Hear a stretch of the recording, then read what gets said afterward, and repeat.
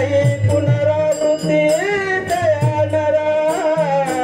नाही पुनरावृत्ती तयानारा नित्य नेमवाचे वदताक्षरे नित्य नेमवाचे वदताक्षरे नित्य नेमवाचे वदताक्षरे नित्य नेमवाचे वदताक्षरे गीता गीता गीता वाचे जे मनाते गीता गीता गीता वाचे जे मनाते गीता गीता गीता वाचे जे मनाते गीता गीता गीता वाचे जे मनाते गीता गीता गीता वाचे जे मनाते गीता गीता वाचे जे मनाते गीता गीता गीता वाचे जे मनाते गीता गीता गीता वाचे जे मनाते नाही पुनरावृत्ती तयानारा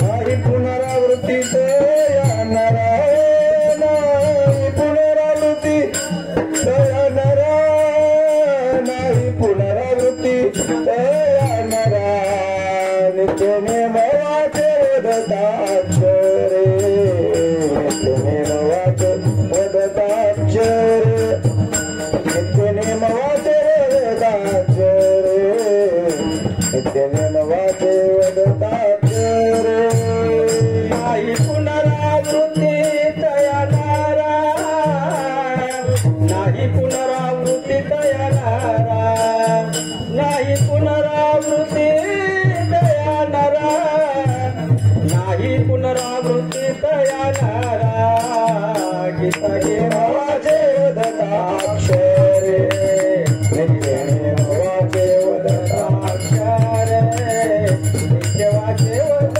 वदताक्षरे नित्य नेमवाचे वदताक्षरे भवसिंधु तेरे अर्धक्षणी भवसिंधु तेरे अर्धक्षणी भवसिंधु तेरे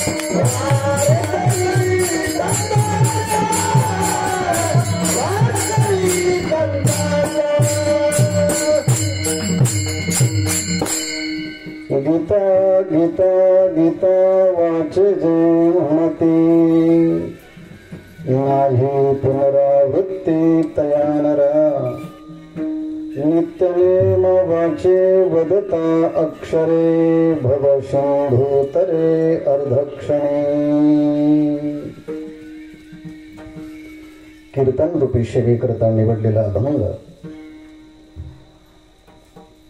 शांती ब्रह्म श्री एकनाथ महाराज यांचा 3 चरणाचा अभंग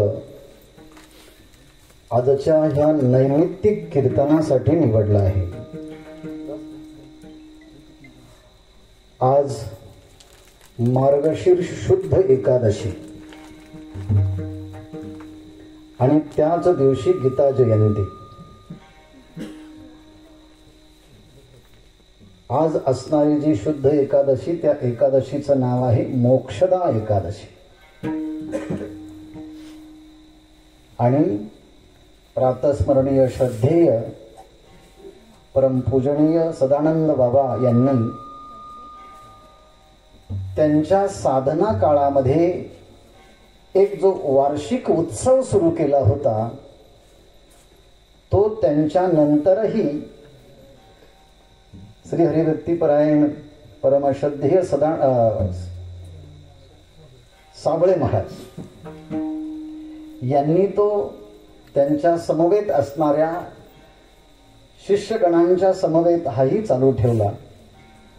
आणि म्हणून एखादी परंपरा अव्याहतपणे चालू राहण्यासाठी भगवंताची ही कृपाच असावी लागते. यासाठी हा गीता जयंतीचा वार्षिक उत्सव बाबांच्या हयातीतही होता आणि 1/1/13 या साली बाबांचं देह निर्माण झालं. मग 1/1/13 पासून जर मोजायला सुरुवात केली तर आजच्या ह्या वर्षापर्यंत किती वर्ष झाले? 11 वर्ष झाले. म्हणजेच बाबांच्या देहवासनानंतर संपन्न होत असलेल्या गीता उत्सवाला 11 वर्ष. बरोबर आहे का? बरोबर. नाही नाही नाही मला म्हणायचं की 11 पासून सुरुवात केली तर किती होतात? 11 वर्ष होतात ना. समाधी उत्तर काळामध्ये ह्या 11 वर्ष पूर्ण होत आहेत. आणि पुढच्या वर्षी 1 तप या उत्सवाला पूर्ण होत आहे.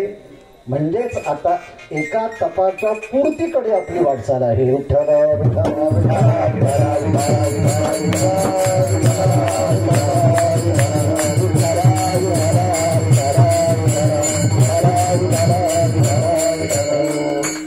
अतिशय शांतता पद्धतीने हा समारंभ सुरू होतो.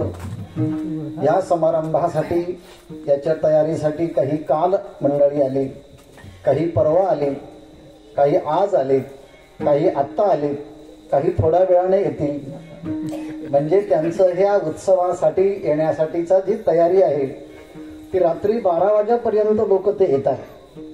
आणि इथं आल्यानंतर जणू काही भीमाशंकरचीच आपली वारी झाली आहे असं धन्यताही त्यामध्ये मानतात. त्यामध्ये कोणी अगदी 10-15 वर्षाचे असेल तर कोणी एखादी 80 वर्षाची असू शकतात, कोणी 70 वर्षाची असू शकतात.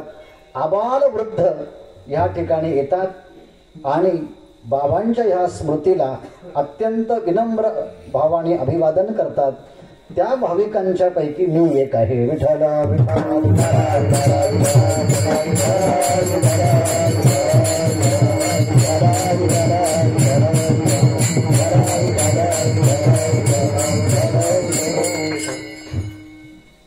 आपण काही कायम ऋषीमुनींसारखी तपश्चर्या करत नाही, पण ऋषीमुनींसारखी तपश्चर्या कशी असते याचा अंदाज तरी आपल्याला यावा जयंती सुरू केली असावी. कारण ह्या गीता जयंतीला येताना सगळ्यात महत्वाचं काय असावं लागतं तर आपलं शरीर चांगलं असावं लागतं. जगद्गुरु तुकाराम महाराजांच्या भाषेतच बोलायचं जर ठरलं तर हात, पाय, कान, नाक, डोळे हे सगळं शुद्ध असावं लागतं. जवळ हे सगळं सिद्ध आहे. आणि ह्या सगळ्या शुद्धतेमध्ये पाय महत्वाचा. पाय तव तो आपले सहित पाहे तीर्थयात्रे जाये चुकू नको. एकदा की पायाची यात्रा म्हणजे पायाची गती कमी झाली की एक पाऊल टाकताना पाय थरकाप होतो आणि असं वाटायला लागतं आता पोहोचतो की नंतर पोहोचतो की नंतर पोहोचतो की काय. या निमित्तानं आपण जेव्हा गीता जयंतीला येतो त्या गीता जयंतीला येताना आपलं शारीरिक तप होतं आणि ओम नमः शिवाय जय भीमाशंकर असं म्हणत असताना वाचिक तप होतं. आणि विश्रांती घेताना अंतर्मुख होऊन जेव्हा भगवंताचं नामचिंतन करतो मानसिक तप होतं. कायिक, वाचिक आणि मानसिक या त्रिविध तपाची परिपूर्ती ह्या निमित्ताने होत असल्यामुळे आपला सर्वांना इथे येऊन जो काही आनंद समाधान भेटलं आहे त्या समाधानाच्या मध्येच आज गीता जयंतीच्या चिंतनाकरता घेतलेल्या अभंगाला दर्पणस्थानी करून थोडस 1 तासभर आपण चिंतन करणार आहोत. विठ्ठल विठ्ठल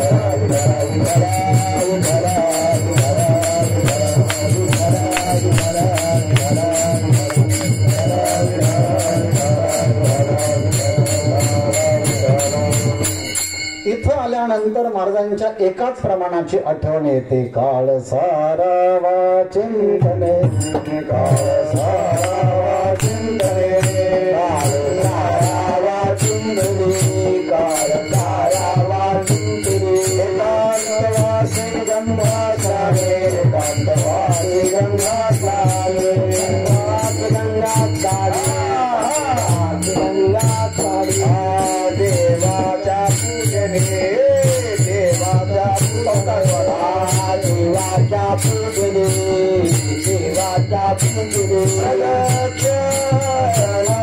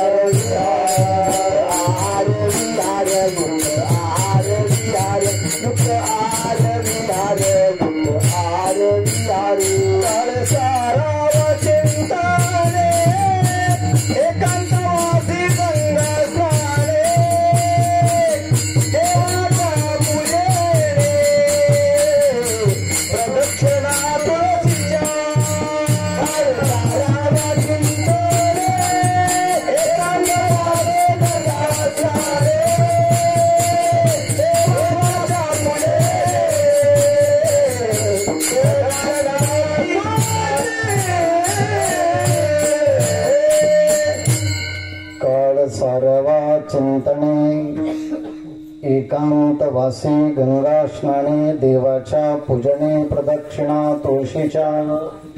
सगळं प्रमाण जरी लागू पडत नसलं तरी एक पहिल्या प्रमाणाचं एक टोक लागू पडतं, ते म्हणजे काळ सारावा चिंतने.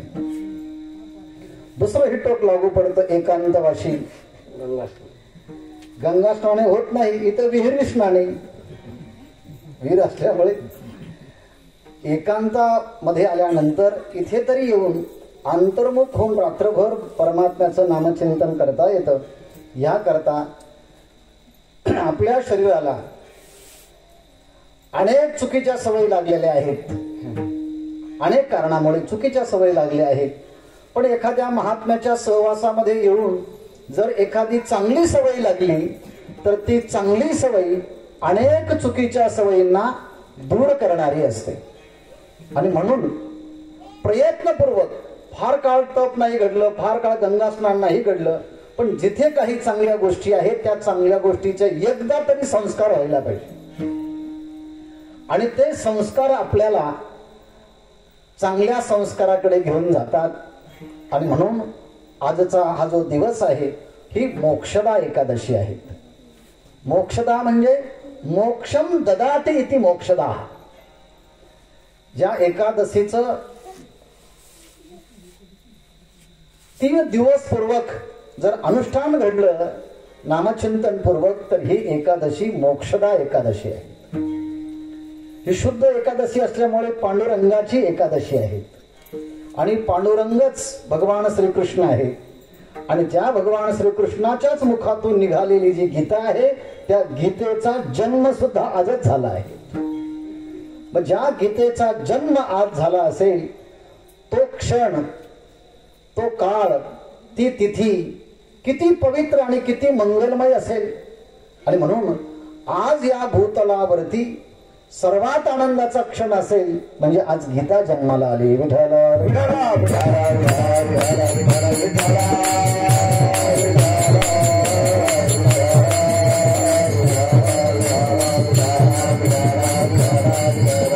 ज्या महिन्यात गीता जन्माला आली तो महिना कोणताही मराठी आज मार्गशीर्ष आहे. भगवंताने गीतेमध्ये 10व्या अध्यायामध्ये विभूती योग सांगितला आणि त्या विभूती योगामध्ये या महिन्याचा उल्लेख केला आहे. मासानाम मार्गशीर्षोहम. सगळ्या महिन्यांच्या मध्ये मी मार्गशीर्ष महिना मी आहे. मार्गशीर्ष महिना म्हणण्याचा अर्थ आहे शीर्ष म्हणजे डोकं, मार्ग म्हणजे रस्ता. अर्थात या 12ही महिन्याच्या मध्ये शीर्षस्थानी असणारा महिना म्हणजे हा मार्गशीर्ष आहे. आणि ह्या महिन्यामध्ये आपल्याला भगवत प्राप्तीचा मोक्षाचा मार्ग प्रदान करणारी भगवद्गीता ह्याच महिन्यात प्राप्त झाली. त्यामुळे इतर महिन्यांपेक्षा या महिन्याला अतीव महत्व आहे. विठ्ठल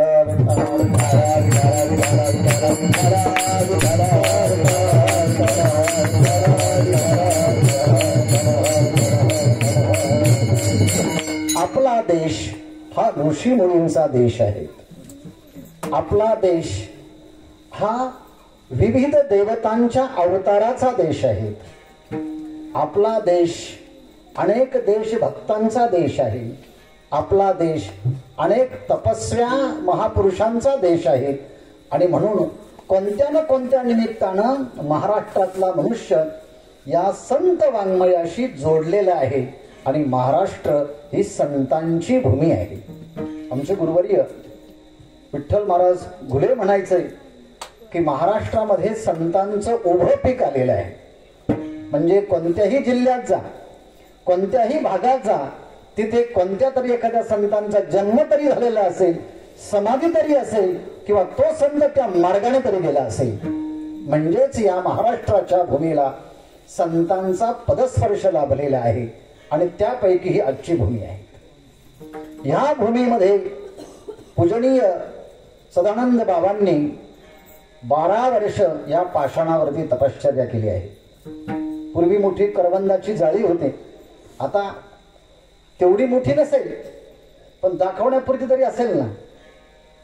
तिथे त्या पाषाणावर काहीच नाही, दगड तर आहे ना, तो कोणी तोडून नेऊ शकत नाही, इकडून तिकडून नेऊ शकत नाही. जाळी नेऊ शकतात, परंतु त्या दगडाचं काय भाग्य आहे की त्या दगडाच्या वरती 12 वर्ष बसून बाबांनी तपश्चर्या केली. खरं म्हणजे दगडांचं भाग्यच आहे महाराष्ट्रामध्ये. पण ज्या आपलं माणसं एवढे भाग्यवान आहे की आपल्यापेक्षा ते दगड भाग्यवान आहे. एका शिलेवरती जगद्गुरु तुकाराम महाराजांनी उपोषण केलं. ती देऊची शिला तिच्याकरता मंदिर बांधलं. आळंदीमध्ये तो ते दगडाचीच भिंत तयार झाली. त्या भिंतीला माऊलीचा स्पर्श झाला, ती चालायला लागली, तिच्याकरता मंदिर बांधलं आहेत. देहूच्या डोहामध्ये जगद्गुरु तुकोबारायांच्या अभंग गाथेला ज्या दगडांचा स्पर्श झाला, ते दगड सुद्धा 18 दिवस, म्हणजे अगोदरचे काही दिवस आणि नंतरचे काही दिवस असे 18 दिवस होतात. त्या 18 दिवस दगडांना तुकोबारायांचा अभंगाचा स्पर्श झाला. ते दगड देखील इंद्रायणीच्या वरती तरुण आलेत. ते दगड ही भाग्याचे आहेत. देहूची शिला भाग्याची आहेत. देहूचे दगड भाग्याचे आहेत. आळंदीची भिंत भाग्याची आहे. आणि पदरवाडीची शिला ही भाग्याची आहे. ज्या शिलेवरती एखाद्या भगवत भक्ताने तपश्चर्या करावी आणि आपल्या 12 वर्षाचा प्रत्यक्ष भगवत चिंतनाने व्यतीत करावा, त्या चिंतनाचा परिपाक म्हणजे त्या शिलेला लागला आहे. म्हणून त्या शिलेला नतमस्तक जरी आपण झालो तरी आपल्या जीवनाची कृतार्थता होईल. एवढी भाग्यवान ही भूमी आहे. शहरामध्ये आपण जर गेलो तर 13-13, 14-14, 15-15, 20-20 मजल्याचे त्या इमारती असतात. सगळे दरवाजे बंद असतात आणि बेल वाजवावे लागते. आणि वाजवल्याबरोबर दार उघडलं जातं. काय काम आहे असा प्रश्न विचारला जातो. काम संपलं ना, दारातूनच बोलायचं, मागे जायचं. पण बाबांनी इथे 12 वर्ष तपश्चर्या केल्यामुळे या आदिवासी पट्ट्यामध्ये 7-8च घरं आहेत. पण हे आज एकादशी आहेत, मोक्षदा एकादशी आहेत, गीता जयंती आहेत. या लोकांनी कालपासून आपले दरवाजे उघडे केले आहेत. ते लोक दरवाजे बंद करतात संतांचा सहवास नसल्यामुळे. पण जंगलामध्ये राहणारे माणसं माणुसकीने इतके संपन्न झाले, शहरातून आलेल्या माणसांना आपलं घर मोकळं करून देतात आणि कुठेतरी एका घरामध्ये राहतात. ही संतांच्या सहवासामध्ये झालेली माणसाची उत्क्रांती आहे.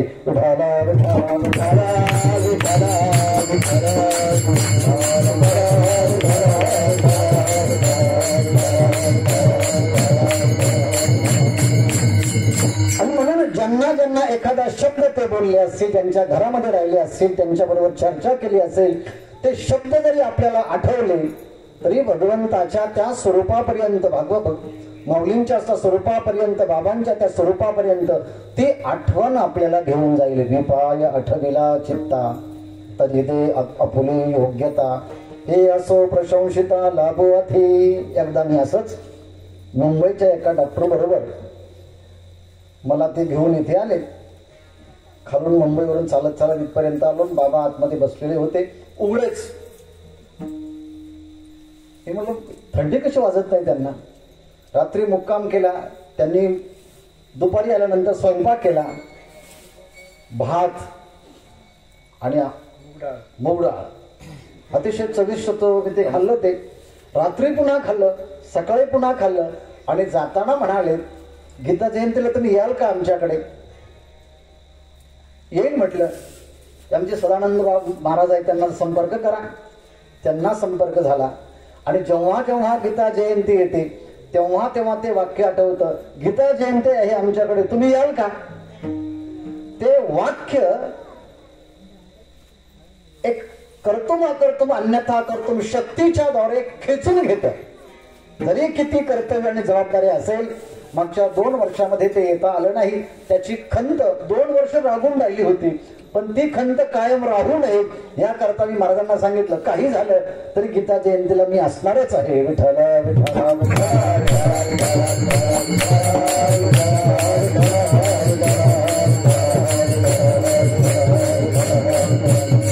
म्हणून आपल्याकडे संत आहे, आपल्याकडे देव आहे, आपल्याकडे ग्रंथ आहेत. म्हणून जेव्हा जेव्हा देव अवताराला येतात त्यांची तिथीही आपल्याकडे साजरी केली जाते. भगवान श्रीकृष्ण आलेले असतील त्यांच्या जन्माची तिथी जन्माष्टमी म्हणून साजरी केली जाते. प्रभू रामचंद्र जेव्हा अवतार घेतात त्या अवतार कार्याची जी तिथी आहे ती रामनवमी म्हणून साजरी केली जाते. हे देवतांच्या बाबतीमध्ये झालं. संतांच्या बाबतीमध्ये तसंच आहे. ते जेव्हा जेव्हा महासमाधी घेतात ती महासमाधी सुद्धा एक पुण्यतिथी म्हणून साजरी केली जाते. अर्थात ज्ञानेश्वर महाराजांचा आत्ताच समाधी सोहळा झाला आणि ज्ञानेश्वर महाराजांच्या समाधीला या वर्षी 750 वर्ष पूर्ण होत आहेत. माऊलींना समाधी घेऊन 750 वर्ष पूर्ण होत आहेत आणि जगद्गुरु तुकोबारायांना वैकुंठ गमनाला जाऊन सर किती वर्ष झाले. 475 वर्ष पूर्ण होत आहेत. म्हणजे हे वर्ष एवढं भाग्याचं आहे की आपल्याला सांगायला वाटतं 475 जगद्गुरु तुकाराम महाराजांना जाऊन वैकुंठाला झाले. माऊलींना समाधीला घेऊन जन्माला 750 वर्ष आहेत. या कालावधीमध्ये अनेक ज्ञानेश्वरीचे आणि जगद्गुरु तुकोबारायांचे गाथेचे अनुष्ठान करण्याचा हा दिवस आहे. मला एवढं सांगायचं आहे, संत जेव्हा जातात त्यांचा समाधी उत्सव साजरा करतात. देव जेव्हा येतात जातात त्यांची पुण्यतिथी साजरी केली जाते. तुम्ही आम्ही जेव्हा जातो जन्माला येतो, वाढदिवस असेल किंवा जाताना आपलं वर्षश्राद्ध असेल, म्हणजे आपल्याकडे माणसाचे हाही उत्सव, देवाचाही उत्सव, संतांचाही उत्सव, एवढंच नाही आपल्याकडे ग्रंथांचाही उत्सव. ज्ञानेश्वरी जयंती आपण महाराष्ट्रामध्ये साजरी करतो, ग्रंथांचाही उत्सव आहे. आणि आज गीतेचा जन्म झालेला आहे म्हणून भारतामध्ये गीता जयंती म्हणूनही साजरी केली जाते. म्हणजे आपल्याकडे सगळंच जीवन हे उत्सवमय आहे. सगळं जीवन उत्सवमय आहे. निसर्ग उत्सवमय आहे. वार तिथ्या उत्सवमय आहेत. सगळे ऋतुकाल उत्सवमय आहेत. हे पाहता पाहता आपल्याला आपल्या जीवनाचाही उत्सव महात्म्याच्या सहवासामध्ये साजरा करता येतो. बरं का. विठ्ठल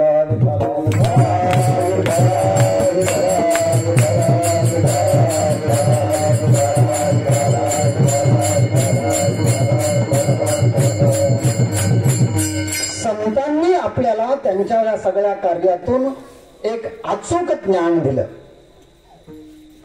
ज्याला अचूक ज्ञान असतं त्या अचूक ज्ञान असलेल्या व्यक्तीच्या द्वारे अचूक कृती घडते. पहिल्यांदा अचूक ज्ञान म्हणजे योग्य ज्ञान असावं लागतं.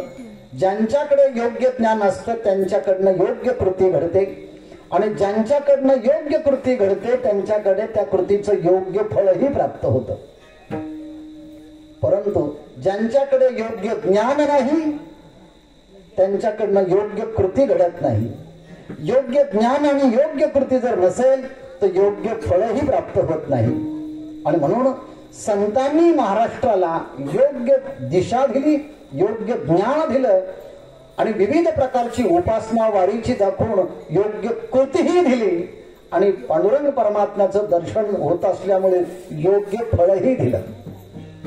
म्हणून माणसाला योग्य दिशा असायला पाहिजे, योग्य कृती असायला पाहिजे, योग्य फळही असायला पाहिजे.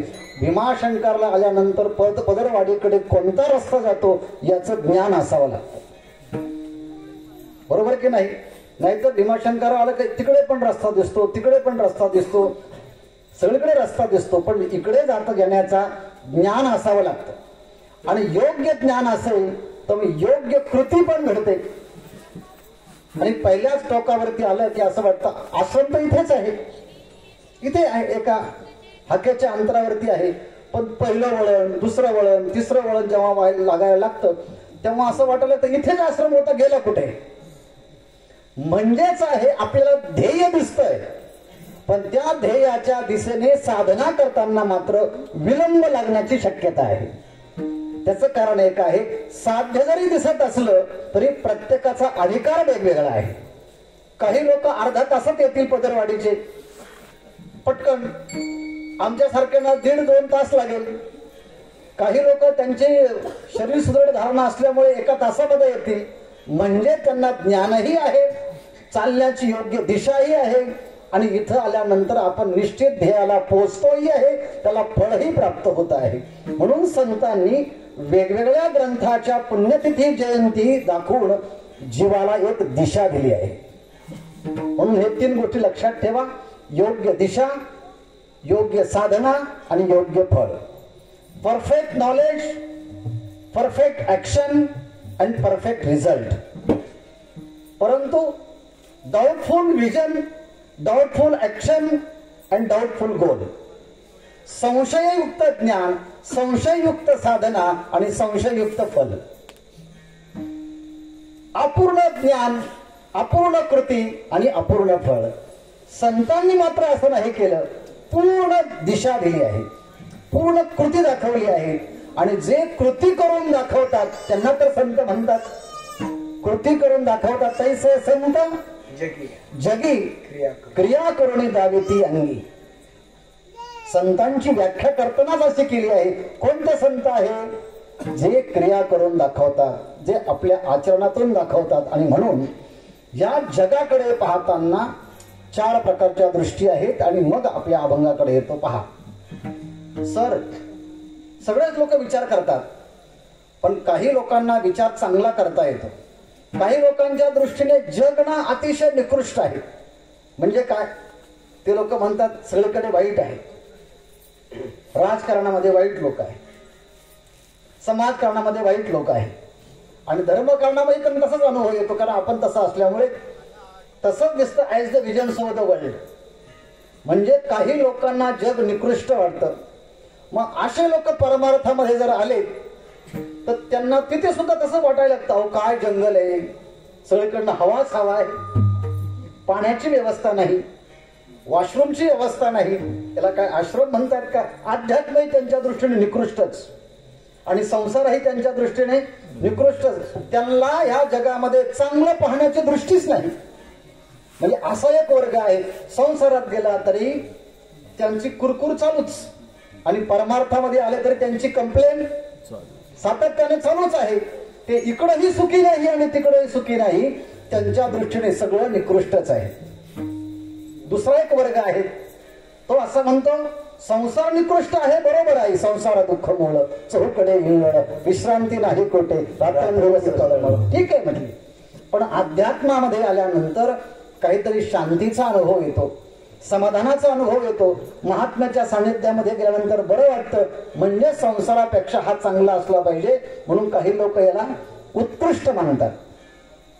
दुसरा वर्ग आहे. तिसरा वर्ग असं म्हणतो आहे की नाही नाही, संसार सुद्धा चांगला आहे आणि परमार्थ सुद्धा चांगला आहे. कशावरून? आनंद भरी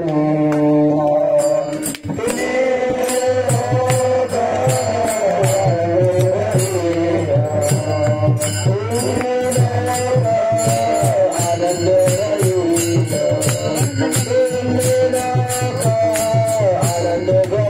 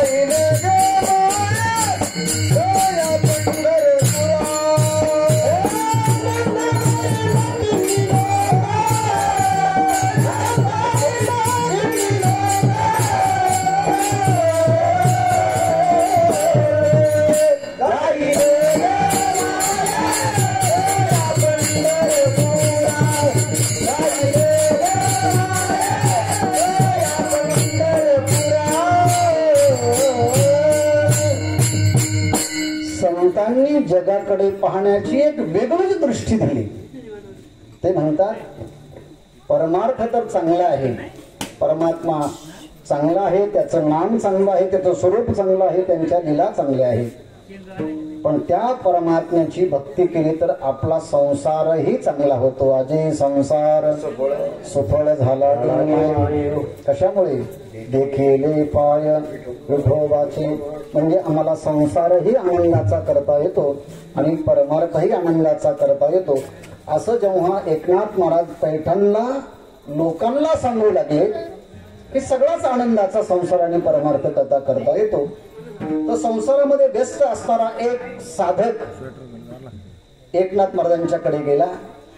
त्याने सांगितलं मला उपनिषदांचा अभ्यास करण्या एवढा वेळ नाही, मला ज्ञानेश्वरी अमृत अनुभव संग्यो 65 याचं परिशीलन करण्याकरता एवढी बुद्धी नाही, ब्रह्मसूत्र भगवद्गीता यांचं अनुसंधान करण्याकरता लागणारी जी काही बुद्धीची सूक्ष्मता आणि तीव्रता आहे तीही माझ्याकडे नाही, पण मला मात्र माझं जीवनही सुखी करायचं आहे आणि मला संसारही सुखी अनुभूतीचा घ्यायचा आहे. ह्या करता मला फार अवघड साधना नकोय, मला जप नकोय, तप नकोय, अनुष्ठान नकोय, तीर्थयात्रा नकोय, शॉर्ट बट स्वीट. थोडक्यात मला एका गीता जयंतीच्या दिवशीच आत्मानुभूती आली पाहिजे. एका श्लोकाचं देखील मला अध्ययन करण्याची वेळ न येता असा काही एखादा उपाय सांगा की ज्या उपायाच्या द्वारे मला माझं स्वतःचंही आत्मकल्याण होईल आणि जगाच्या संबंधानेही सुद्धा सुखानुभूती येईल. असं काही करता येईल का? मला श्लोक नकोय, मला काही लांबलचक प्रक्रिया नकोय, मला एखादा शब्द सांगा की त्या शब्दाने मला सुखी समाधानी होता येईल. असा एखादा काही उपाय आहे का? एकनाथ महाराज म्हणाले आहे ना उपाय. साधा उपाय नाही म्हटले, तुम्हाला ऐहिक आणि पारलौकिक जीवनाच्या सुखाचा महामंत्र देण्याकरता मी श्लोक सांगत नाही, मंत्र सांगत नाही, तीर्थयात्रा सांगत नाही, उपाय सांगत नाही, फक्त एका ग्रंथाचं नाव सांगतो आणि ते नाव फक्त तुम्ही म्हणा दोनदा तीनदा तरी त्याचा चांगला सकारात्मक उपाय तुमच्या जीवनावरती होईल. तेच अभंगाचं पहिलं टोक आहे. गीता गीता गीता वाचले मनती, गीता गीता गीता वाचले मनती, गीता गीता गीता गीता गीता गीता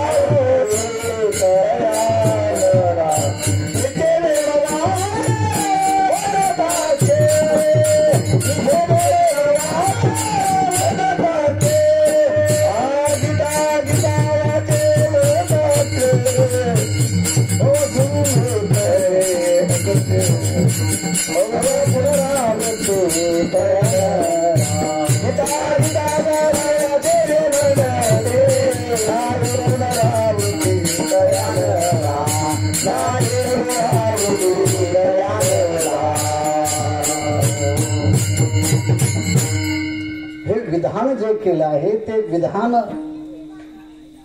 करणारे संत एकनाथ महाराज आहेत, ज्यांना शांती ब्रह्म म्हटलं जातं. संत एकनाथ महाराजांचे गुरु जनार्दन स्वामी महाराज. देवगिरीचा किल्ला संभाजीनगर तिथे जवळच देवगिरीचा किल्ला आहे. त्या किल्ल्याचे किल्लेदार म्हणून जनार्दन स्वामी महाराज बऱ्याच वर्ष तिथे किल्लेदार म्हणून काम करत होते. त्यांनी आपल्या शिष्यांना आल्यानंतर शस्त्र शिकवलं. शस्त्रामध्ये पारंगत झाले की मग त्यांना शास्त्र शिकवले. शास्त्रात पारंगत झाले की मग त्यांना मंत्र शिकवले. मंत्रात पारंगत झाले की मग त्यांना तंत्र शिकवलं. मंत्रात आणि तंत्रात पारंगत झाले की मग त्यांना साक्षात्कारापर्यंत नेलं.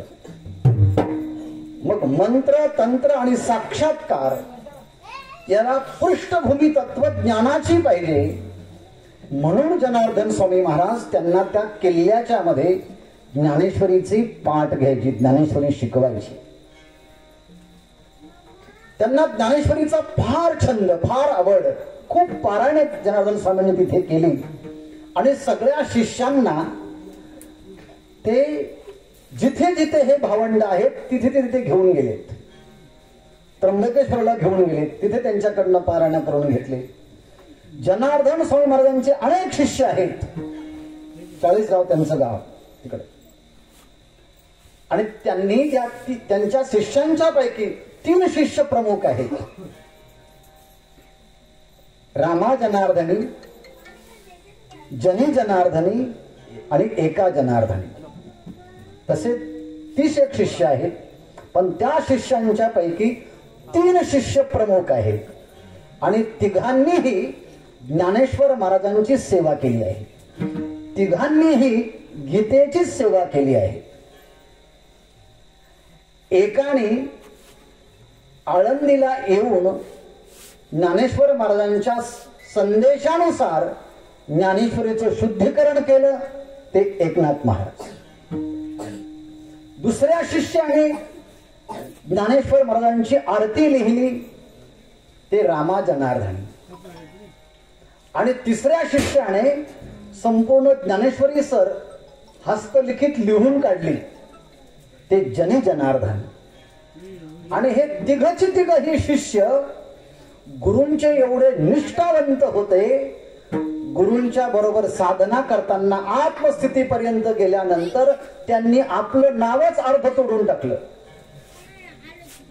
त्यांनी आपलं नाव समाजामध्ये राहताना आपल्या नावाच्या बरोबर गुरुचं नाव असावं म्हणून संन्यासी परंपरेमध्ये जेव्हा परिचय विचारला जातो तेव्हा नाव सांगितल्यानंतर गुरुचं नाव लगेच सांगायचं असतं.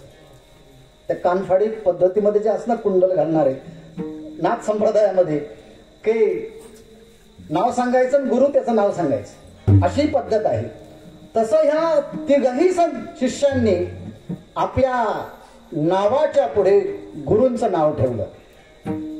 एकनाथ महाराज जे गुरूंच्याकडे गेले, शस्त्र शिकले, अस्त्र शिकले, तंत्र शिकले, मंत्र शिकले, यंत्र शिकले आणि दत्तात्रयांचा साक्षात्कार केल्यानंतर युद्ध करत असताना लोकांना कळालंच नाही हे एकनाथ महाराज आहे का जनार्दन स्वामी महाराज आहे.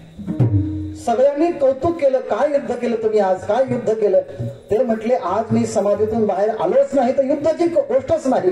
म्हटलं युद्ध कोणी केलं, तेव्हा नंतर कळालं युद्ध हे एकनाथ महाराजांनी केलं. त्यांच्या चालण्यात, बोलण्यात, वागण्यात एक वाक्यता होते, गुरु आणि शिष्य जर यांचा संबंध आला तर शिष्याला पाहिल्यानंतर गुरूंची आठवण झाली पाहिजे. अरे गुरु असंच बोलायचे, गुरु असेच चालायचे, गुरूंची विचार करण्याची पद्धत हीच होती, गुरु असे तीर्थयात्रा करायचे. म्हणजे शिष्याच्या पाहिल्याकडे गुरूंची आठवण आल्याशिवाय राहू नये. म्हणून एकनाथ महाराज म्हटले मी जर गुरूंसारखा दिसत असेल तर इथून पुढे आता मी एकनाथ राहणारच नाही. मग काय, माझ्या एका नावासमोर माझ्या गुरूंचं नाव राहील म्हणून मी एका, आणि माझं नाव आणि माझ्या पुढे गुरूंचं नाव. मग काय झालं, एका जनार्दनी. जे रामभाऊ होते त्यांनी सुद्धा म्हटलं होतं माझं नाव नाही ठेवायचं, माझं सुद्धा गुरूंच्या नावापुढे रामा जनार्दनी. आणि दुसरे जे होते त्यांनी सुद्धा जनी जनार्दनी.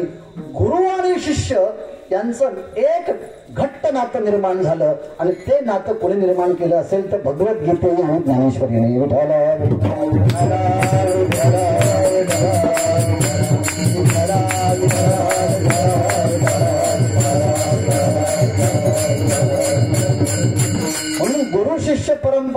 सगळ्यात महत्वाचं कारण एक आहे, गुरु आपल्याजवळ जे काही आहे ना ते जाताना आपल्या शिष्याकडे पूर्ण देऊन जातो. निवृत्तीने धिदले माझ्या हाती, निवृत्तीने धिदले, माझ्या हाती, निवृत्तीने धिदले, माझ्या हाती, निवृत्तीने धिदले. आज्ञान देव म्हणे निवृत्ती निर्गुण, धिदले संपूर्ण माझ्या विधले संपूर्ण माझ्या देव विधले संपूर्ण माझ्या विधले संपूर्ण माझ्या. किती मोठा प्रापंचिक झाला, सगळी प्रॉपर्टी मुलाच्या नावावर करू देत नाही. 2 असेल तर त्याची विभागणी करून देतो आणि जाताना सांगतो माझी मुलगी आवडती, तिला पण थोडासा हिस्सा राहू द्या बरं का.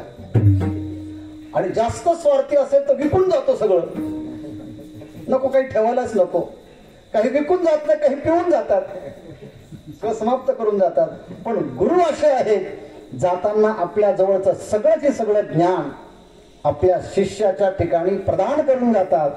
आणि म्हणून गीतेचा अभ्यास इतका पारंगत झाला, तर एवढा गीतेचा अभ्यास झाल्यानंतर ज्ञानेश्वर महाराजांना स्वप्नात एकनाथ महाराजांच्या जावं लागलं आणि त्यांना आळंदीत बोलवावं लागलं.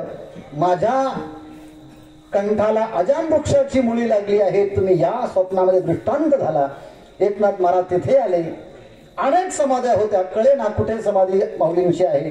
पुन्हा अनुष्ठान केलं आणि मग पुन्हा माऊलींनी सांगितलं की जे सिद्धेश्वराचं मंदिर आहे त्या समोर नंदी आहे, नंदीला बाजूला सारा, तुम्ही आतमध्ये या, तुम्हाला समाधीची अनुभूती येईल. म्हणजे महापुरुष समाधीला गेल्यानंतर सुद्धा आपलं कार्य चालू ठेवतात आणि तुम्ही आम्ही जिवंत असतानाच आपलं कार्य बंद पडायला लागतं. एवढे आपण तपस्वी आहोत, आपली साधनाच एवढी आहे.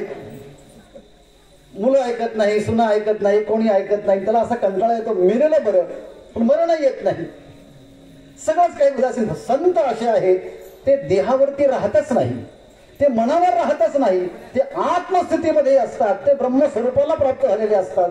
त्यामुळे त्यांचा नेम ते चालवत नाही, त्यांचा नेम भगवंत चालतात. केला नेम चालवे माझा, केला नेम चालवे माझा, चालवी माझा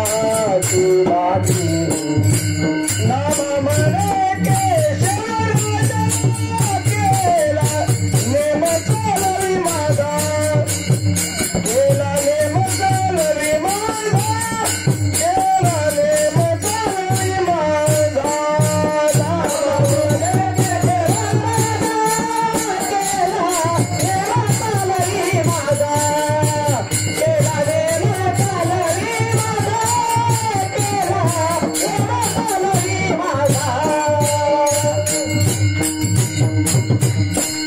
बाबा होते तोपर्यंत बाबा गीता जयंती करायची.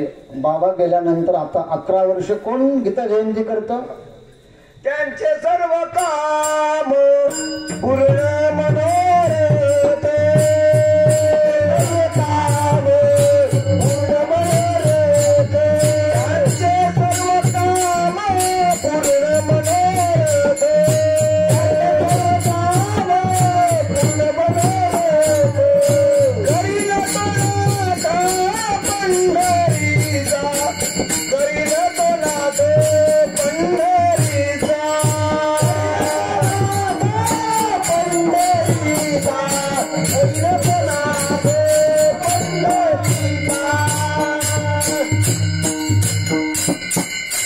फार मी श्लोक सांगणार नाही, पण एक नारद भक्ती सूत्रातलं एक सूत्र मला छोटस आठवतं म्हणजे आठवत असते, फक्त सांगायचं आहे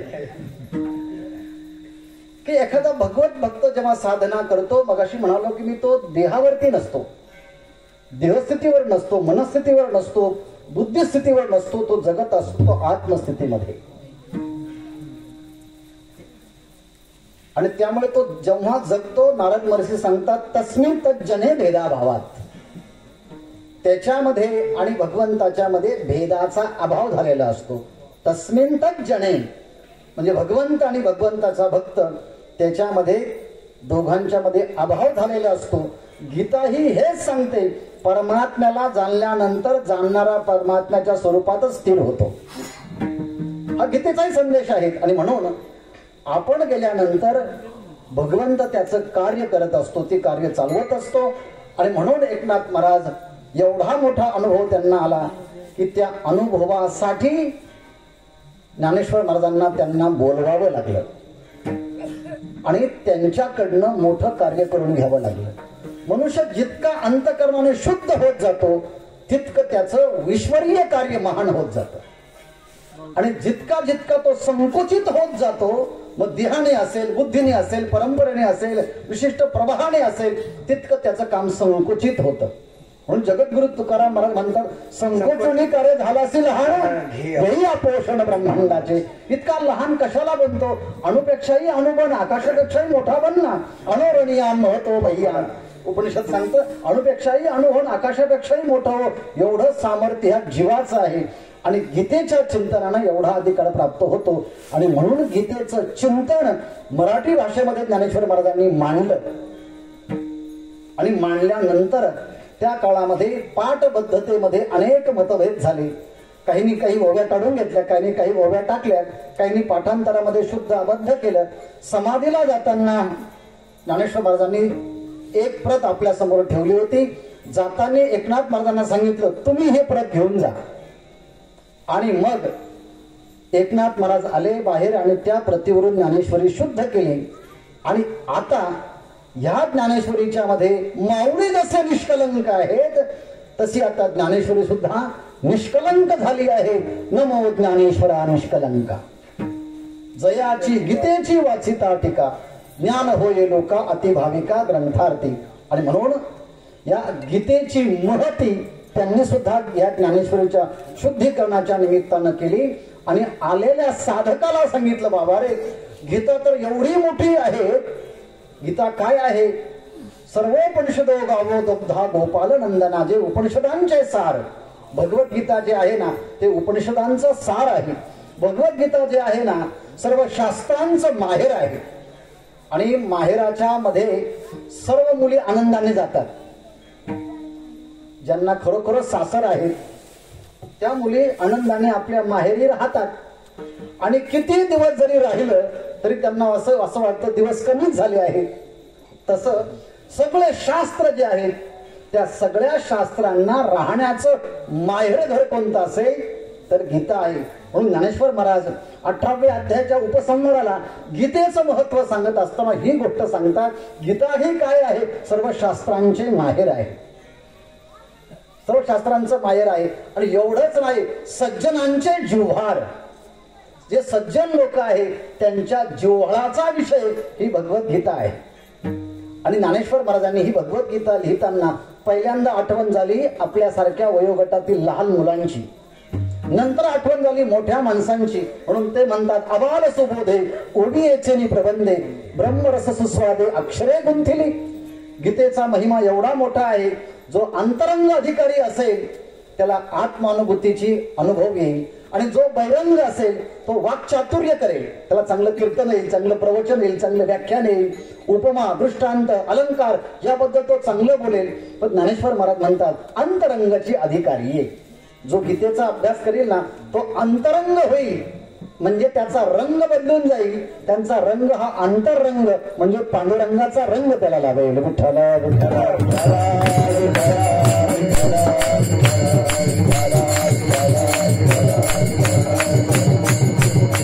अशी असणारी गीता कोणी सांगितली? अशी असणारी गीता कोणाला सांगितली? अशी असणारी गीता कोठे सांगितली? अशी असणारी गीता कोणाला सांगितली, का सांगितली, आणि अशी असणारी गीता कशी सांगितली?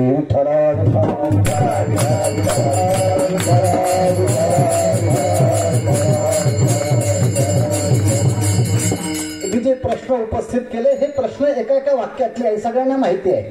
गीता कोणी सांगितली? भगवान श्रीकृष्णांनी सांगितली. कोणाला सांगितली? अर्जुनाला सांगितली.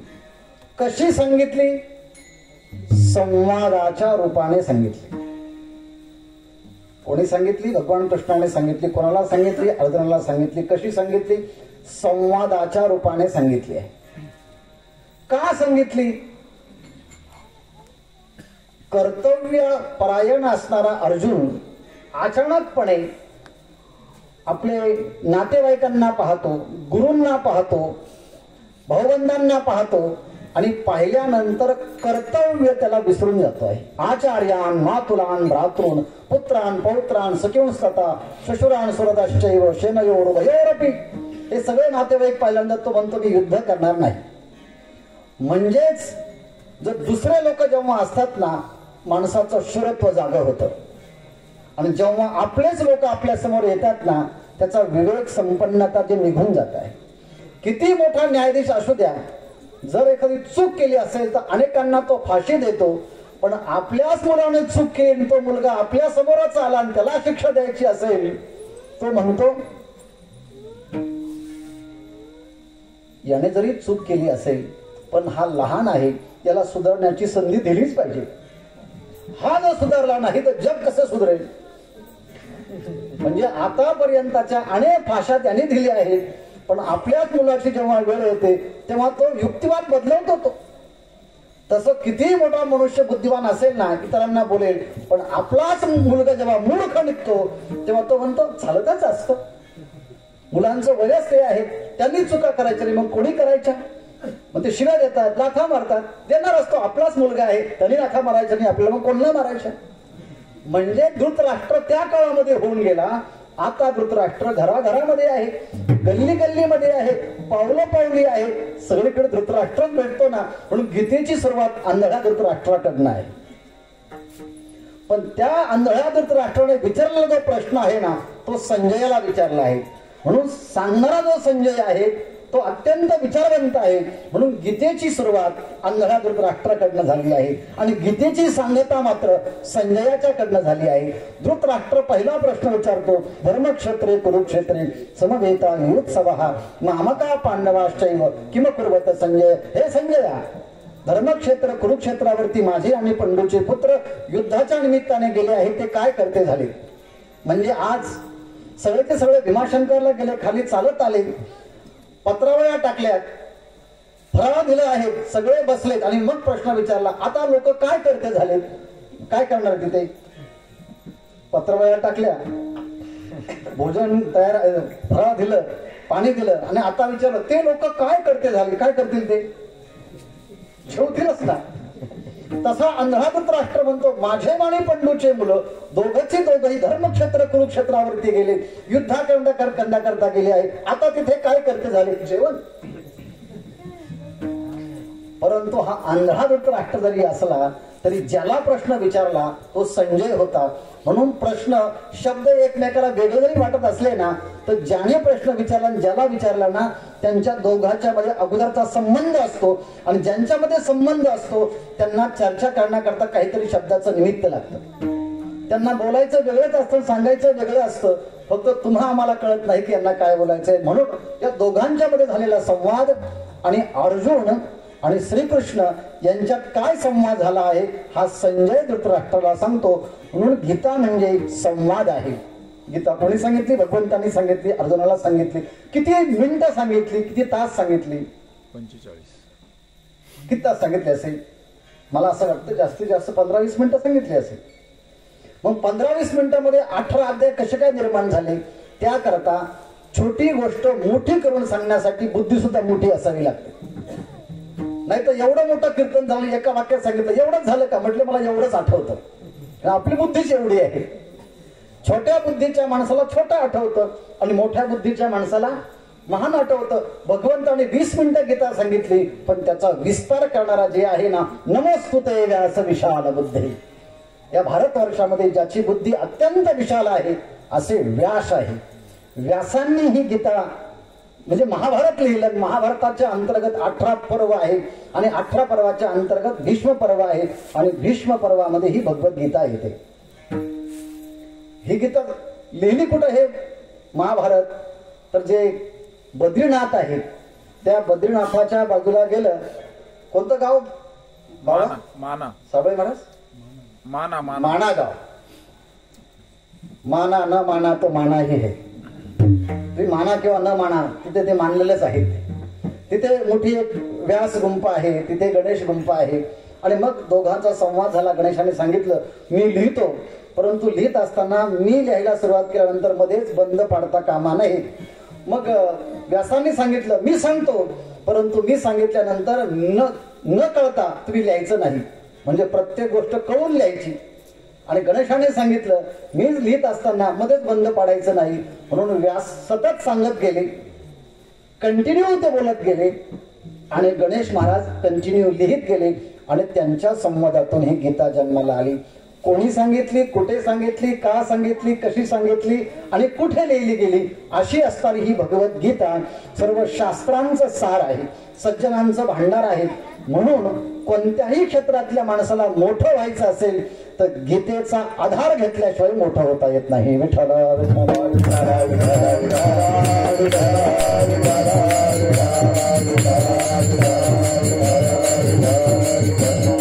म्हणून एकनाथ महाराज सगळ्या गीतेच्या मध्ये डिटेल जात नाही.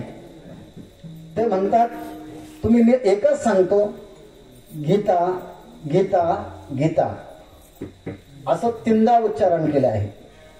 तीनदा उच्चारण का करायचं असतं? जेव्हा अतिशय प्रेम असतं आणि ते प्रेम शब्दाने सांगता येत नाही, त्याकरता एक शब्द, दोन शब्द, तीन शब्द सांगावेच लागतात. नुकतंच मुलीचं लग्न झालं आणि जावाई श्रीमंत आहे आणि तो पहिल्यांदाच घरी आला, या या या या या या या या. अरे पण किती या या या. पहिल्या याने समजतच होतं ना त्याला, पण आपल्या जावयाच्या विषयी असणारा अतीव आदर, त्याला असं वाटतं किती शब्द सांगू, या या या असं नाही, या या या या या या या या या या. तो काय तो येतच असतो. म्हणजे एखाद्या गोष्टीविषयी आपल्याला अतीव आदर असेल तर ती गोष्ट आपल्याला दोनदा तीनदा दुरुक्तीने सांगावी लागते. विठ्ठला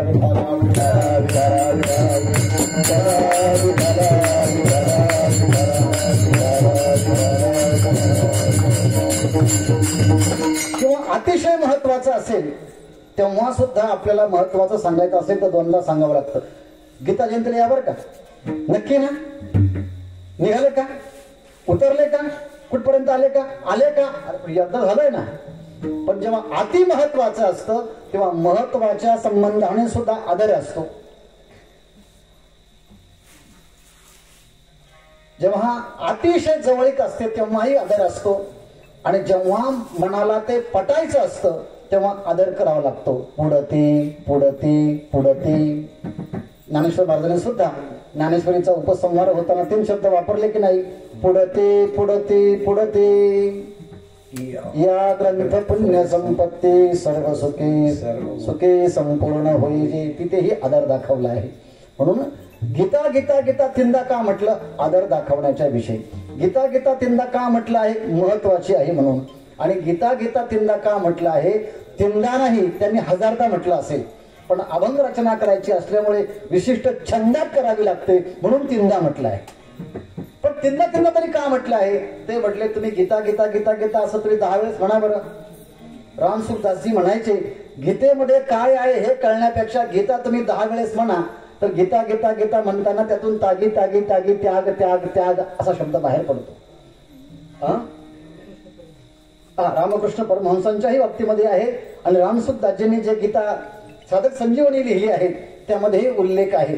म्हणजे गीता काय सांगत असेल तर सर्वात महत्वाचा त्याग आहे आणि त्यागाने काय प्राप्त होतं? त्यागात शांती रणंतरं. विठ्ठला विठ्ठला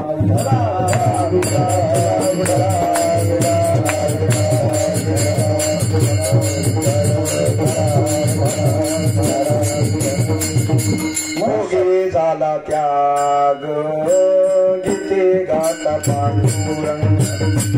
गीते गाता पांडुरंग. गीते गाता पांडुरंग. मोगे झाला त्याग गीते गाता पांडुरंग. गीते गाता पांडुरंग. गीते गाता पांडुरंग. गीतेमध्ये काय काय सांगितलं असेल तर तो त्याग सांगितला आहे. आणि म्हणून गीता आपल्यापेक्षा लहान असेल तर त्यांना गीता सांगावी. बर का, आपल्यापेक्षा लहान असेल तर त्यांना गीता सांगावी. आपल्यापेक्षा बरोबरीचे असेल तर त्यांच्या बरोबर गीतेची चर्चा करावी. पण कधी कधी आपल्यापेक्षाही लहान नसतात, आपल्या बरोबरीचेही नसतात, आपल्यापेक्षा मोठेही नसतात. मग तेव्हा काय करायचं? मग कोणी सांगायलाही नाही, बोलायलाही नाही, चर्चा करायलाही नाही. अशा वेळेस आपणच त्या अक्षराचं चिंतन करायचं, आपणच त्या अक्षरांचं मनन करायचं, असं गीता सांगते. मच्चित्ता मद्गता प्राणा बोधयंत परस्परम कथयंतश्चमाम नित्यम तुष्यंती च रमंती च. माणसाला रमण्याचं ठिकाण आणि तुष्ट होण्याचं ठिकाण गीता असली पाहिजे. पण माणसाला एखादा ठिकाणचा चहा भेटला की माणसं त्या रस्त्याने गेले तरी म्हणतात इथे चहा चांगला भेटतो बरं का, इथे वडे चांगले भेटतात बरं का. कारण का? त्यांचं मन तिथे रमलेलं असतं, रमंतीच. आणि ते म्हणतात तिथला तो वडापाव खाल्ल्यानंतर ना इतकं बरं वाटतं, तुष्यंतीच. म्हणजे त्यांचं रमण्याचं ठिकाण व्यक्ती तरी असते, त्यांचं रमण्याचं ठिकाण वस्तू तरी असतं, त्यांचं रमण्याचं ठिकाण प्रसंग तरी असतात, त्यांचं रमण्याचं ठिकाण घटना तरी असतात. पण संत महात्मे सांगतात रमायचं असेल तर गीतेत रमा. तुष्यंती तुष्ट व्हायचं असेल तर गीतेत तुष्ट व्हा. सांगायचे असेल तर गीता सांगा, बोलायचे असेल तर गीता बोला. भगवंत म्हणतात जगामध्ये मला अनेक प्रिय आहे, पण जे गीता सांगतात ना ते मला अतिशय प्रिय आहे. अशी सांगता गीतेच्या 18व्या अध्यायामध्ये भगवंताने केली आहे. म्हणून एकनाथ महाराज म्हणतात तो विषय कळण्याच्या अगोदर फक्त तुम्ही गीता गीता गीता गीता म्हणा. मी अगदी 5 मिनिटात समाप्त करणार आहे, पण एक दृष्टांत परदेशातला सांगणार आहे. परदेशामध्ये इमर्सन आणि थोरो अशी या गुरु शिष्याची जोडी होती. नाही नाव आठवलं तर चालेल नंतर, पण त्याचा भाव आठवला. इमर्सन भारतामध्ये आला आणि त्याने सांगितलं की थोरोने सांगितलं येताना भगवद्गीता घेऊन या. भगवद्गीता आणली. संस्कृतातली गीता काही कळे ना. ते म्हटले एवढं काही आपल्याला कळणार नाही, आपण एखादा शब्द काढून तेवढाच अनुभव. मग त्यांनी पहिला शब्द काढला 16व्या अध्यायातला, आणि तो शब्द होता अभयम. भय म्हणजे फिअर आणि अभय म्हणजे नो फिअर किंवा फेअरलेसनेस, निर्भयता. का निर्भय? तो म्हटलं मला काही गीता शिकायची नाही, मला फक्त एवढा एकच शब्द शिकायचा आहे, निर्भयता. निर्भय का व्हायचं म्हटले? जो आत्मा माझ्यामध्ये आहे तो आत्मा वाघाच्या मध्ये आहे, तो आत्मा इंचवाच्या मध्ये आहे, तो आत्मा प्राणी मात्राच्या मध्ये आहे.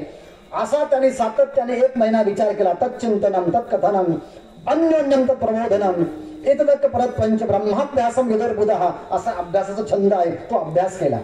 माझा अभ्यास बरोबर आहे की नाही पाहण्याकरता तो जंगलात राहू लागला. जंगलात राहता राहता त्याच्या बाजूला वाघ जायचा, सिंह जायचा, कधी कधी तो सर्प विंचवाच्या सहवासामध्ये राहायचा, त्याच्या अंगावरती सर्प जायचे, तो विंचवाच्या मध्ये राहायचा, इंचू राहायचे. मग तो जेव्हा जंगलात राहायचा त्याच्या बाजूला कधी वाघ, कधी सर्प, कधी इंचू, कधी अस्वल एकत्रित येऊन राहायचे. आणि ते म्हटले मला फक्त गीतेचा एकच शब्द कळाला. कोणता? अभयम. बरं झालं म्हटले इमर्सननी गीता आणली आणि त्या गीतेतला एकच शब्द मला कळाला, अभयम. तर मला एवढी मोठी अनुभूती आली. त्या पश्चिम बंगालमध्ये सुद्धा एक संत होऊन गेले. ते जेव्हा चालायचे, भजनानंदी असायचे, त्यांच्या पाठीमागे असे वाघ सिंह जायचे. मग त्याला कळालं की एवढ्या मोठ्या गीतेने सांगितलं आहे.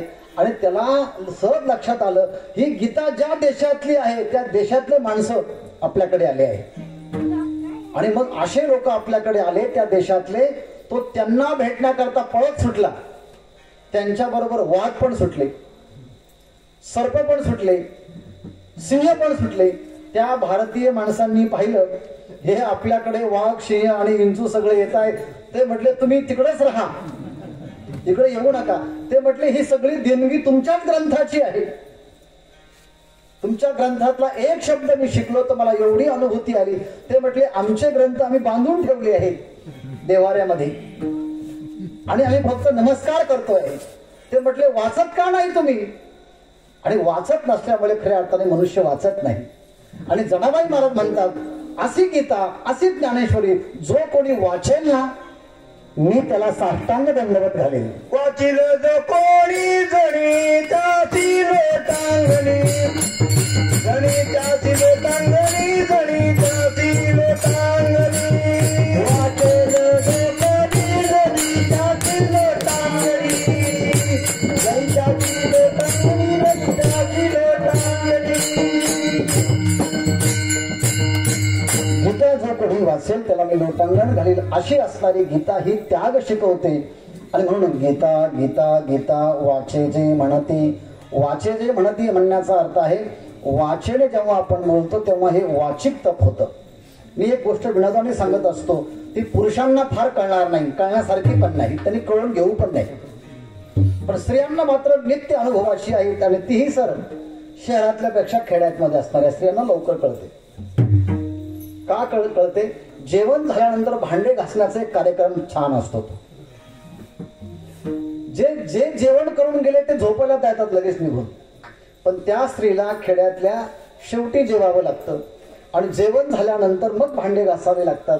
तिथे कोणीच नसतं, काही करमणूकही नसते, हिवाळा असतो. त्यांचा एकच छंद आहे मिसरी लावायचा. एकदा की ते मिसरी तोंडाने सगळे भरली आणि मग ते भांडे घासण्याचा राग त्याच्यावरती काढला जातो. आणि हे करत असताना ती मिसरी जिभेला लागते आणि त्याची मग तलप लागते आणि मग ते भांडे घासून छान होत असतो. तो सगळं घासून होतं ते त्याचे जे सणक आहे ते पर्यंत मेंदू पर्यंत जाते आणि मग बरं वाटतं. साधं मिसरी जिभेला लागल्यानंतर एवढं चांगलं काम होतं. तर भगवत साक्षात्कारानंतर त्यांचे परतत्वाला स्पर्श आलेले जे शब्द आहेत ते शब्द जर आपल्या वाणीला लागले तर ते शब्द परतत्वाकडे आपल्याला घेऊन जाणार नाही का? म्हणून गीता गीता गीता वाचे जे म्हणते नाही पुनरावृत्ती तया नरा. त्याला पुन्हा जन्मही नाही, त्याला पुन्हा मृत्यूही नाही. यत् गत्वा न निवर्तन्ते तद्धाम परमं मम. परंतु ही गीता कशी वाचावी, कोणता नेम करावा, दुसऱ्या चरणामध्ये नित्य नेम वाचे नित्य नेम वाचे नित्य नेम वाचे वदताक्षरे नित्य नेम वाचे नित्य नेम वाचे नित्य नेम वाचे वदताक्षरे नित्य नेम वाचे नित्य नेम वाचे नित्य देव वाचे वदताक्षरे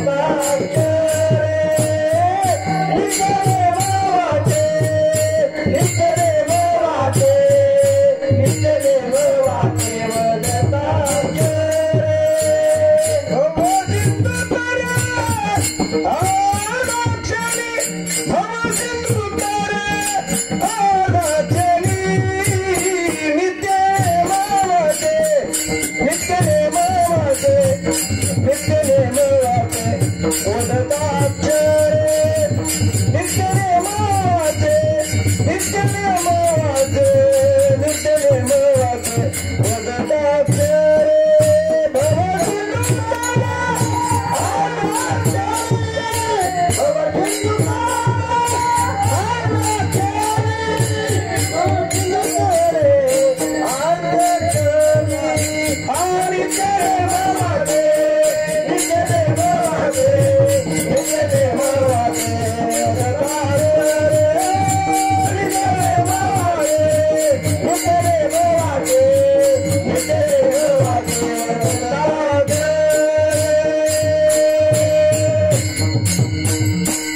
एका एका वाक्यामध्ये बोलून मी थांबणार आहे. बरं का, एक सिद्धांत सांगितला आहे. नित्यनेन वाचे वदता अक्षरे. अज्ञानी मनुष्यही बोलतो, ज्ञानी मनुष्यही बोलतो, परंतु दोघांच्याही बोलण्यातून शब्दच येतात, पण त्या बोलण्याच्या शब्दांच्या मध्ये मोठा फरक असतो. काय फरक असतो? शब्द सारखेच आहे, पण अज्ञानी मनुष्य जेव्हा बोलतो त्यांच्या बोलण्याला किंमत नसते, कारण त्याच्या जीवनामध्ये तशी काही किंमतच नसते. पण संत जेव्हा बोलतात तेव्हा त्यांच्या बोलण्याला किंमत असते. कारण नियम असा आहे, त्या बोलण्याच्या पाठीमागे साधना आहे, त्या बोलण्याच्या पाठीमागे तपश्चर्या आहे, त्या बोलण्याच्या पाठीमागे तप आहे, त्या बोलण्याच्या पाठीमागे अनुष्ठान आहे. म्हणजे तपश्चर्या, साधना, तप, अनुष्ठान ज्यांचं झालेलं आहे त्यांच्या मुखातून एखादा शब्द जरी बाहेर पडला, त्या शब्दाला खरं व्हावं लागतं, त्या शब्दाला खरं व्हावं लागतं.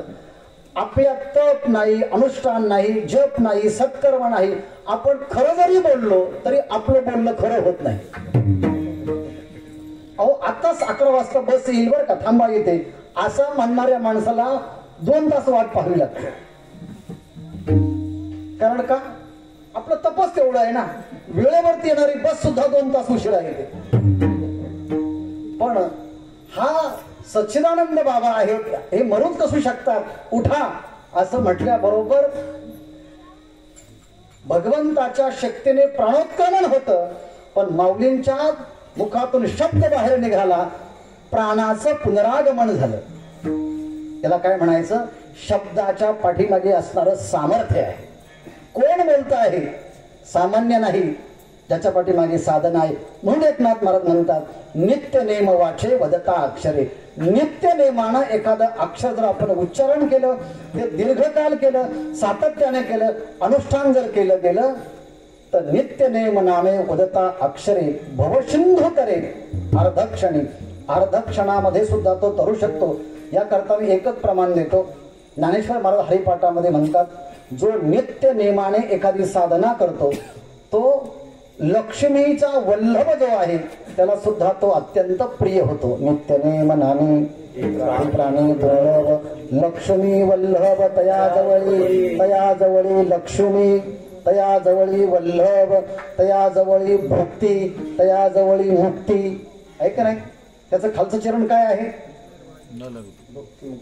नारायण हरी, नारायण हरी. पुढे काय? भुक्ती, मुक्ती. किती? चारी मुक्ती घरी त्याच्या, भुक्ती त्याच्या. कोणाच्या घरी? नित्य नेम नामी तो प्राणी दुर्लभ लक्ष्मी वल्लभ. लक्ष्मी त्याला भुक्ती देते आणि नारायण त्याला मुक्ती देतो. म्हणून भुक्ती मुक्ती त्या घरी त्याच्या. असे असणारं सामर्थ्य त्या नित्य नेमाचं असल्यामुळे नित्य नेम वाचे वदता अक्षरे भवसिंधू तरे अर्धक्षणी.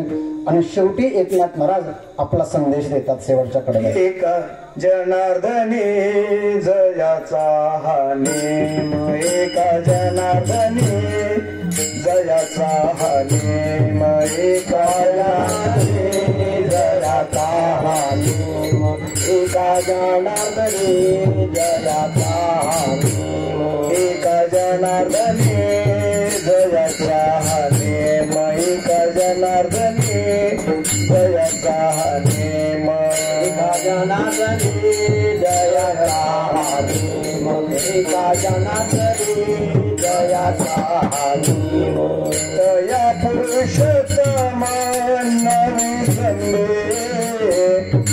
तया पुरुषोत्तम नवी संदे, तया पुरुषोत्तम, तया पुरुषोत्तम नवी संदे, नवी संदे, नवी संदे, तया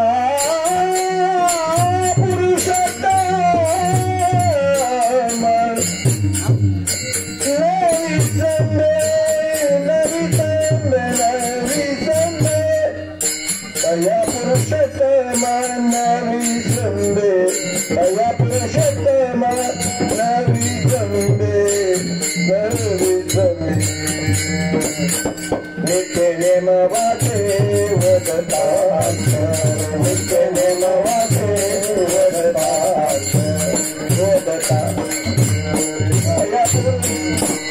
गोपार घुमाई, गोपार घुमाई, गोपार घुमाई, गोपार घुमाई, गोपार घुमाई, गोपार घुमाई, गोपार घुमाई, गोपार घुमाई, गोपार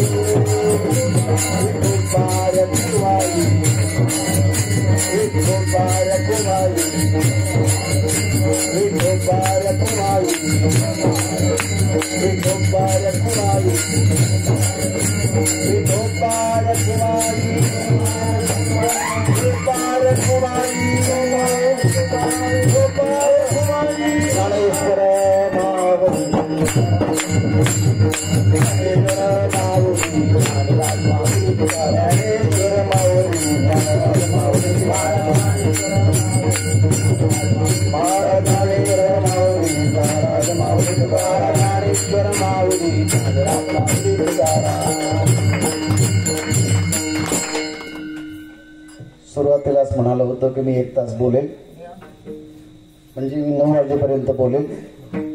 9 वाजले, 9 वाजून 5 मिनिटं जास्त झाले. किती वाजले? 9:05 ना. कारण साबळे महाराजांनी भोजनाची वेळ 9 वाजता, म्हणजे फराळाची वेळ 9 वाजता दिलेली आहे. म्हणजे तुम्ही तोपर्यंतच कीर्तन करा याचा त्याचा अर्थ आहे.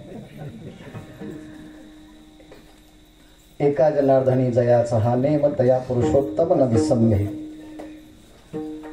गीतेचा नेम एका बाजूला आणि भगवंत न विसरणं एका बाजूला, यांच्यामध्ये कार्यकारण काय संबंध आहे? तर गीता भगवंताची ही वाङ्मय मूर्ती आहे. म्हणजे प्रत्यक्ष भगवंताचं मनोगत म्हणजे ही भगवद्गीता आहे. ज्ञानेश्वर महाराज म्हणतात, मला असं वाटतं की वेदाचं मूळ सुद्धा भगवद्गीता आहे. हा वेदार्थ सागरू जया निद्रिताचा गुरु, तो स्वये सर्वेश्वरू प्रत्यक्ष अनुवादला. गीता वेद सर्वश्रेष्ठ आहे, बरोबर आहे, परंतु भगवंत झोपल्यानंतर त्यांच्या घोरण्यातून जो निश्वास तयार झाला त्यातून वेद बाहेर पडले. जयाच्या निश्वासे जन्म झाले वेदराशी. तो स्वये प्रत्यक्ष अनुवादला. पण तो भगवंत प्रत्यक्ष जागृतीमध्ये आल्यानंतर बोलला. म्हणून प्रज्ञाचक्षु गुलाबराव महाराज म्हणायचे, श्रीमद भगवद्गीता ही जागृत श्रुती आहे आणि वेद ही सौषुप्त श्रुती आहे. आणि म्हणून आपण जर हिंदू असू, आपण जर भारतामध्ये जन्माला आलो असू, आपण भारतात जन्माला पण आलो, आपण हिंदू संस्कृतीमध्ये जन्माला आलो आहे, आपण श्रीमंत असू, आपण श्रीमंत पण आहे, जाताना भरपूर संपत्ती आपण आपल्या मुलांच्या नावे करून देण्यासाठी सुद्धा समर्थ आहोत. पण जाताना गीतेसारखी दिव्य श्रीमंत समृद्धी आपल्या मुलांना जर देता आली तर त्या मुलांच्या जवळ भौतिक संपत्ती जरी नसेल तरी गीतेसारख्या विचाराची श्रीमंती जरी असेल तर त्या श्रीमंतीने ते सगळं जग श्रीमंत करू शकतं. अशी असणारी भगवद्गीता आपल्या नित्य वाचनामध्ये असावी, अनुष्ठानामध्ये असावी, बोलण्यामध्ये असावी, चालण्यामध्ये असावी. आणि ह्या भगवद्गीतेवरती अतीव प्रेम, श्रद्धा आणि विश्वास पूजनीय सदानंद बाबांचा होता. म्हणून त्यांनी इतर कोणताही उत्सव न साजरा करता गीता जयंती हा उत्सव साजरा केला. आणि त्यानंतरही शेकडो भाविक रस्ता नसताना, पाणी नसताना, कोणती सुविधा नसताना सगळ्या सुविधा सोडून इथे येतात. सुखाच्या सुविधा तिथे आहेत कारण ती व्यवस्था आहे. पण इथे जे येतात ना, थोडस इथे जेव्हा येतात ते व्यवस्थेसाठी नाही, इथे जे येतात ते अवस्थेसाठी येतात. बाबा ज्या अवस्थेमध्ये होते त्या अवस्थेमध्ये आपल्यालाही एका दिवस जाता यावं, या अवस्थेची अनुभूती घेण्याकरता आपण येथे खूप लांबून लांबून या ठिकाणी आलात. कोणी पुणे, नाशिक, मुंबई, आणखी कुठून आला मला माहिती नाही, राजस्थान, या सगळ्या भागातून आपण इथे आलात. आपल्याला उदंड आयुष्य आरोग्य लाभावं आणि गीतेच्या विषयी आपली प्रीती वाढावी आणि सनातन हिंदू संस्कृतीचं बांधिलकी आपल्या अंतःकरणामध्ये निर्माण व्हावी एवढीच शुभेच्छा व्यक्त करतो. आणि सर्वच सर्व माझे अत्यंत जवळचे आहे, इतके जवळचे आहेत की मी मला जेवढा जवळचा आहे तेवढे तुम्ही मला जवळचे आहे. कारण माझ्यामध्ये असणारा आत्मा आणि तुमच्यामध्ये असणारा आत्मा हा एकच आहोत. आपण सर्वची सर्व आत्मरूप आहोत. हा गीतेचा संदेश तुम्हा आम्हापर्यंत संतांनी पोहोचवला. याकरता संतांच्या चरणारविंद नतमस्तक होऊया आणि प्रवाहित आणि प्रणमित झाली माझी वाक्सरिता पूजनीय बाबांच्या चरणारविंदी षडोपचारे अभिषिक्त करून माझ्या वाणीला या ठिकाणी विराम देतो. विठ्ठल